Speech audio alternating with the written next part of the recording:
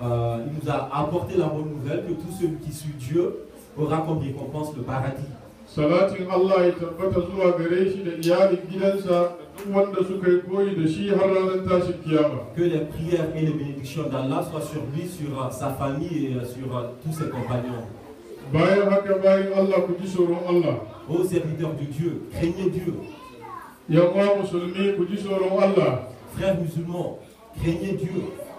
Ku tabbata bisa kan aikin alheri da kuke yi a cikin watan Ramadan. Continuez à faire le bien que vous faisiez pendant le mois de Ramadan. Kada ku zamo cikin mutanen da ke bautan Allah cikin Ramadan, Ramadan ya kare su koma cikin sabon Allah. Ne soyez pas de ceux-là qui adorent Dieu seulement dans le mois de Ramadan et après le carême, ils reviennent à leurs mauvais actes. Amfanin azumi shine mutum ya samu tsoron Allah. La bienfaisance du Ramadan, c'est recevoir la crainte de Dieu. Tsoron Allah abu ne da yake tare da mu'mini cikin kowane lokaci. La crainte de Dieu est avec le croyant à tout moment. Allah da ya halicci Ramadana shi ya halicci wata 12 na shekara. Dieu qui nous a ordonné le Ramadan est celui qui a créé les 12 mois de l'année. Shi ya ce mu bauta mishi a cikin Ramadan, shi ya ce mu bauta mishi a cikin dukkan watanni. C'est lui qui nous a ordonné à l'adorer dans le Ramadan et aussi en dehors du Ramadan. Saboda haka bautan Allah a cikin Ramadan shine bautan Allah kuma a cikin dukkan watanni. Alors, adorer Dieu dans le Ramadan, c'est aussi adorer Dieu en dehors du Ramadan, en dehors du mois de Ramadan. Sabon Allah a cikin Ramadan shine sabon Allah a cikin dukkan watanni. Désobéir à Dieu pendant le mois de Ramadan, c'est désobéir à Dieu pendant tous les autres mois de l'année. Saboda haka ku dawwama akan bin Allah. Alors pour cela, continuez à adorer Dieu et à lui obéir. Mutum bai san ranar da zai mutu ba. Personne ne sait quand est-ce qu'il mourra. Shi kuwa lamari yadda ka mutu shi yake duba a saka maka. Et c'est l'état dans lequel on meurt, c'est qu'on est jugé. To saboda haka idan ka koma cikin sabon Allah ka mutu kana mai sabo za ka koma cikin azaba Allah ya kiyaye. Alors si jamais on retourne dans la désobéissance à Dieu et qu'on meurt dans cette désobéissance, on est le grand perdant, que Dieu nous en préserve. Aikin da Allah ya fi so bawa ya yi ta yi shine wanda yake yi kullum. Ce que Dieu aime chez le serviteur, c'est la constance dans l'adoration. Akan wanda muke cewa Allahu Akbar. Et sur cela, on dit Allah est le plus grand. Allahu Akbar. Allah est le plus grand. Allahu Akbar. Allah est le plus grand. Allahu Akbar kabira. Allah est le plus grand de tous. Walhamdulillahi kaseera. À lui revient la Wa gloire. subhanallahi bukratan wa asila. La gloire de la purité lui revient. Bayan Allah ku bauta wa Allah shi kadai kada ku hada shi da kowa. Serviteur de Dieu, adorez uniquement Dieu et ne lui associez rien. Shirka shine babban laifi a gun Allah ranar tashin kiyama. L'association est le plus grand péché aux yeux de Dieu le jour du jugement. Duk mutumin da ya zo kiyama komin laifin shi in ba shirka ciki Allah zai yafe mishi. Tout celui qui se présente devant Dieu au jour du jugement sans avoir commis l'associationnisme, Saboda haka ina yi muku kashedi da ku daina shirka ku bauta wa Allah makadaici. tout celui qui se présente devant Dieu le jour du jugement sans associer une autre divinité à Dieu a la chance d'être pardonné. Et pour cela, je vous demande et je vous exhorte à adorer Dieu uniquement. Bayan Allah ina yi muku nasiha da ku ji tsoron Allah. Serviteur de Dieu, je vous exhorte à craindre Dieu. Ku kyautata ma iyayenku. Soyez bienfaisants envers vos parents. Su ne sababin zuwan ku duniya. C'est grâce à eux que vous êtes ici sur terre. Saboda haka ku kyautata musu.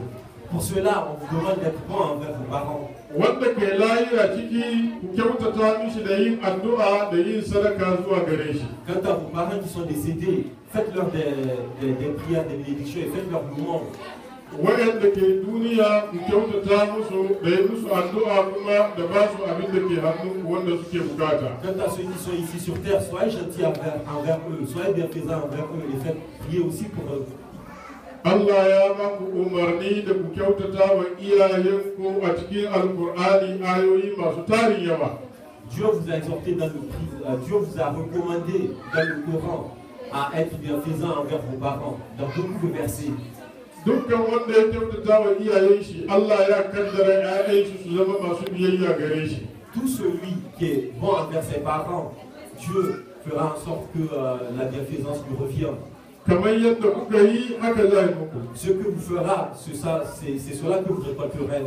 idan kuka saba ma iyayenku kuka kushe musu, ƴaƴanku sun saba muku su kushe muku mai sanani fiye da wannan. Si vous désobéissez à vos parents, et bien soyez sûr que vos enfants vous désobéiront beaucoup plus que ce que vous avez fait à vos parents. Allahu Akbar. Allah est beaucoup grand. Allahu Akbar. Allah est beaucoup grand. Allahu Akbar kabira. Allah est beaucoup grand de tous. Walhamdulillahi kaseera.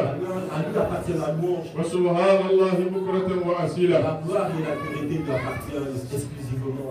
Bayan Allah ta muku nasiha da kusa da zumunci. Serviteurs de Dieu, je vous exhorte à tenir les liens de parenté, à préserver les liens de parenté. Kusa da zumunci tsakaninku da yan uwanku, tsakaninku da dukkan dangin zumuncinku. Préserver les liens de parenté avec les membres de vos familles et avec tous ceux qui dépassent les liens tous ceux qui dépassent vos familles. Dukkan danginku, dangin uwa, dangin uba, yayanni, rafanni, kanni, surkanni, dukkan ma'abuta zumunci ne ina muku nasiha da kusa da zumuncinku. Je vous exhorte à nouveau à préserver les liens de parenté sur tous les plans, que ce soit entre frères et sœurs, grands-parents et parents, frères et sœurs, et peu importe tout le monde. Allah madaukakin sarki ya yi nasiha akan asada zumunci kuma ya ba da umarni. Dieu nous a exhortés à vraiment préserver les liens de parenté et il nous a annoncé la bonne nouvelle de ceux qui préservent ce lien de parenté. Kuma yace dukkan wanda ya sada zumunci makoman shi shine aljanna ranar tashin Il kiyama. nous a promis le paradis. Il a promis le paradis à tous ceux qui préservent les liens de famille, les liens de parenté. Wanda ya yanke zumunci makoman shi shine wuta ranar tashin kiyama. Et celui qui délie les liens de parenté risque de finir en enfer au jour du jugement. Yan uwa musulmi, Frères musulmans, yan uwa musulmi, frères musulmans, yan uwa musulmi, frères musulmans, ina muku nasiha da ku kyautata wa iyalinku, matanku da kuka aura, ina muku nasiha da ku kyautata musu. je vous exhorte à être bienfaisant envers vos femmes que vous avez mariées. Ku ji tsoron Allah akan matanku. Craignez Dieu à travers vos femmes.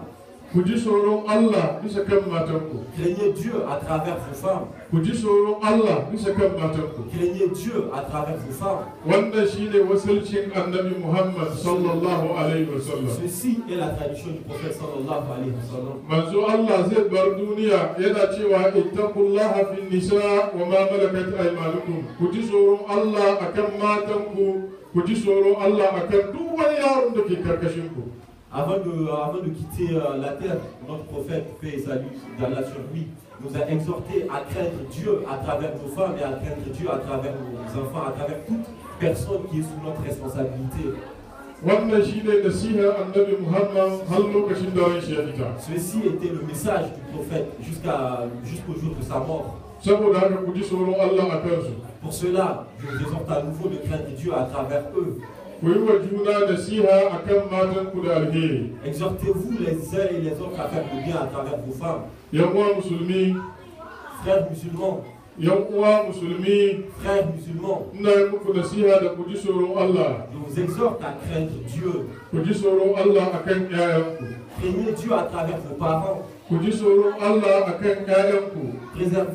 Craignez Dieu à travers vos enfants. Ku yi musu tarbiyya irin ta addinin Annabi Muhammad sallallahu alaihi wasallam. Conseillez-les et éduquez-les à travers, comme l'a fait le prophète sallallahu alayhi wa sallam d'après la religion musulmane. Ku sa imani a cikin zukatansu. Mettez la foi dans leur cœur. Ku sa imani cikin zukatansu. Mettez la foi dans leur cœur. Ku sa imani cikin zukatansu. Mettez la foi dans leur cœur. Ku rene su da tarbiyya ta Alƙur'ani, ku koya musu littafin Allah. Éduquez-les d'après le Coran, éduquez-les d'après la voix du messager. Ku ladabtar da su sunnan Annabi Muhammad sallallahu alaihi wasallam. Apprenez-leur la tradition du prophète Mohammed sallallahu alayhi wa sallam. Nan da muna cikin wani gari kasa ne ba na musulmi ba. Nous sommes ici dans un pays qui n'est pas du tout un pays musulman. Inda suke zuwa makarantar boko ba abin da ake gwada musu na addini ko tarbiyyar kirki. L'école circulaire auquel vont nos enfants, ils ne reçoivent pas l'éducation que nous voudrons les accorder. Saboda haka mazanku da matanku ku sa ido bisa kan ƴaƴanku. Ainsi, vous, hommes et femmes, prêtez attention et faites attention à l'éducation de vos enfants. Ku tabbatar da kun kai su makaranta. Assurez-vous de les amener à l'école coranique. ku yi ta lura da irin aikin da suke yi idan sun dawo gida. Et essayez de comprendre et de voir quels sont les actes qu'ils commettent quand ils reviennent à la maison. Ku lura da irin television station da abin da suke budewa bisa kan mobile su da waɗanda suke chat da su duka ku sa ido bisa kai. Faites attention à tout ce qu'ils regardent comme télé, tout ce qu'ils regardent sur leur tablette et sur leur téléphone mobile. Mazan su da matan su duka ku sa ido kai saboda su amanan Allah ne bisa kan wuyan ku. C'est une confiance que Dieu vous a accordée. C'est une confiance qui vous revient de la part de Dieu. Ku sani amanan Allah ranar tashin kiyama Allah zai tambaye ku. Et sachez que tout ce que Dieu vous a confié, il vous posera la question au jour du jugement par rapport à Manzo cela. Allah sallallahu alaihi wa sallam yace kullukum ra'in wa kullukum mas'ulun an ra'iyatihi. Le prophète de Dieu, paix bénédiction d'Allah sur lui, a dit: Ku dukanku baki daya Allah ya ba kowa ya kula da wani abu kuma duk abin da aka baka ka kula da shi an tambaye ka ranar tashin kiyama. tous ont reçu une responsabilité de la part de Dieu. Et on sera questionné par rapport à cette responsabilité qu'on a reçue. Ke kuma yar uwata musulma Oh toi, ma soeur musulmane, ina miki nasiha da ki ji tsoron Allah. je t'exhorte à craindre Dieu. Ki ji tsoron Allah bisa kan mijinki. Je t'exhorte à craindre Dieu à travers ton mari. Ki ji tsoron Allah bisa kan mijinki. Je t'exhorte à craindre Dieu à travers ton mari. Ki kyautata mishi. Sois bienfaisant. Ki mishi alheri. Sois bienfaisant envers lui. Fais-lui le bien. Ki ji tausayin shi. Aie pitié de lui. Ki taimake shi ya samu ya duba ki ya duba yaranki. Assiste-le pour qu'il puisse t'assister et qu'il puisse assister tes enfants. Kada ki kuntata mishi.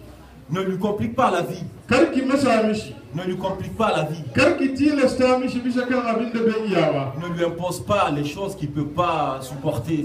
Ki sani zama aure zaman ibada ne. Sache que rester dans un mariage, c'est adorer Dieu. Don abin da zaki samu na jin dadi ko baci rai kin gamu da Allah ya saka miki da alheri. Tout ce qui se passe dans le mariage, que ce soit en bien ou en mal, tu en seras récompensé par Dieu au jour du jugement. Zaman ki gidan miji ibada ne. Le fait de rester chez ton mari est une adoration. Dafa mishi abinci sadaka ne. Lui préparer de la nourriture est une aumône. Ba shi ruwa sadaka ne. Lui offrir de l'eau est une aumône. Yi mai magana mai kyau cikin kunni sadaka ne. Lui faire des bonnes paroles est une aumône. Tarbon shi da farin ciki da fuska mai walwala sadaka ne. Venir à sa rencontre avec une belle face, avec un sourire et aussi une aumône. Don abin da za ki yi saboda ya samu lafiya da kwanciyar hankali cikin gida, Allah yana rubuta miki lada. Tout ce que tu feras pour qu'il puisse être en paix et pour qu'il puisse évoluer. To duk abin da za ki yi na bata mishi rai kuma Allah madaukakin sarki zai kushe miki rayuwarki duniya ba za ki ji daɗi ba, ki gamu da shi kuma ya fushi da ke. Tout ce que tu feras pour lui rendre la vie facile sera une bénédiction pour toi. Et tout ce que tu feras pour lui compliquer la vie sera une malédiction pour toi au jour du jugement. Ina yi muku nasiha da ku ji tsoron Allah wurin sauraren nasihan shaitanai. Je vous exhorte à craindre Dieu. Ku kiyaye shaitanai masu muku nasihan banza wanda ba bai gyarawa sai dai ya bata. Faites attention aux mauvais conseillers. Faites attention à ceux qui vous conseillent de mauvaises choses. Waɗanda ba su ginawa sai dai su rusa. Ceux qui ne sont pas là pour construire, mais plutôt pour détruire. Waɗanda ba su hadawa sai dai su raba. Ceux qui ne sont pas là pour unir, mais plutôt pour désunir. Duk abin da zai kawo miki bacin rai a gida tsakaninki da mijinki, duk wanda zai kawo miki irin wannan labari kada ki saurare shi, ba na gari ba ne, duk abin da ya gwada miki na kauna. Tout celui qui va te dire des choses qui amènera la discorde dans ton foyer n'est pas un bon conseiller pour toi, ne l'écoute pas. Ku yi hankali da irin wayannan shaidanai. Attention à ces gens qui sont les suppôts du Ku diable. yi hankali da irin wayannan masu fitina. Attention à ceux-là qui sèment la discorde. Ku sani zaman lafiyanku da kwanci hankalinku shine zaman ku gidan mazanku. Sachez que la paisibilité et la paisibilité de l'âme. Ina yi muku kashedi da Allah. Sachez que la paisibilité se trouve au fait dans votre Ku sani mariage. duniya gida ne mai karewa. Je vous exhorte avec Dieu, attention, sachez que la vie d'ici-bas est passagère. Komin saman duniya wata rana ya kare. Quelle que soit la durée de la vie d'ici-bas, elle prendra fin. Lahira shine gidan da bai karewa. Alors que l'au-delà est éternel. Akwai ranar gamuwa ga Allah. Il y aura un jour où on rencontrera Dieu. Halin da kika zamna gidan miji shine abin da Allah zai duba ya saka miki. L'état dans lequel tu étais resté dans ton mari sera la récompense par rapport à par rapport à quoi tu seras récompensé. Idan kin zamna da alheri wallahi za ki gamu da zaman lafiya duniya, yaran ki shi albarka, ki gamu da Allah ya saki aljanna. Si tu restes comme une bienfaisante dans ton foyer, sois sûr que Dieu te donnera les biens faits ici-bas et dans l'au-delà. In kika zamna cikin kunci da kushewa, Allah zai fushi da ki, yaran ki ba za su miki